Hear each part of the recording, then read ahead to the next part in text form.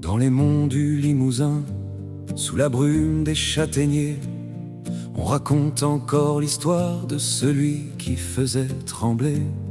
On l'appelait le Burgou, le frelon de la Nadalie, celui qui redresse les torts quand le pauvre est en agonie. Un soir de foire à Piégu, un paysan pleure son sort. Le propriétaire me saisit, demain je serai dehors. Burgou lui tend d'une bourse, paye ton dû, mon bon ami. Mais dis-moi juste où le maître range l'or à la fin de nuit.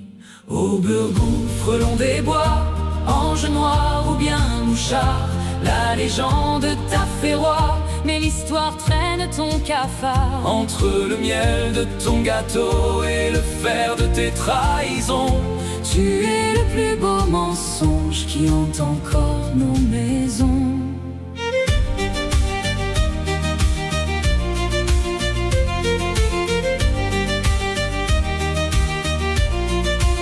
C'était un gentleman des bois, du moins c'est ce qu'on disait. Il berçait l'enfant qui pleure dans la ferme qu'il dévalisait. Imitant le bond du chat pour tromper le paysan réveillé, il ne versait jamais de sang, préférant l'astuce et les clés. Aux yeux des démunis, il était la revanche et le bras, le vengeur des miséreux contre ceux qui ne partagent pas. Il crée sa publicité, semant quelques pièces de ci de là, pour que la justice se heurte à un peuple qui ne parlera pas. Ô Burgou, frelon des bois, ange noir ou bien mouchard, la légende t'a fait roi, mais l'histoire traîne ton cafard. Entre le miel de ton gâteau et le fer de tes trahisons, tu es le plus beau mensonge qui hante encore nos maisons.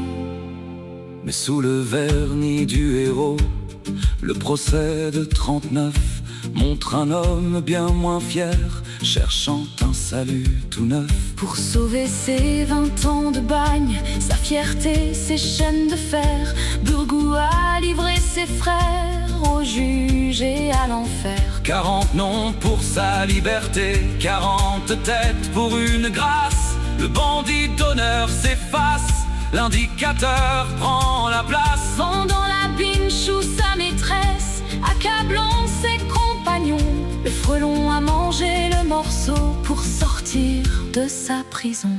Ô Burgou, frelon des bois, ange noir ou bien mouchard, la légende t'a fait roi, mais l'histoire traîne ton cafard. Entre le miel de ton gâteau et le fer de tes trahisons, tu es le plus beau mensonge qui hante encore nos maisons.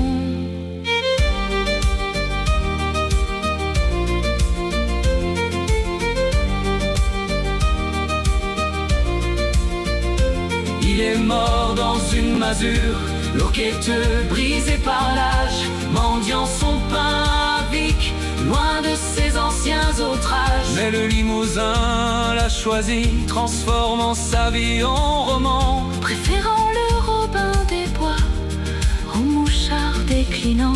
On savoure aujourd'hui son nom dans la douceur du miel, tandis que le vrai Jean Kourincha s'est perdu sous le ciel.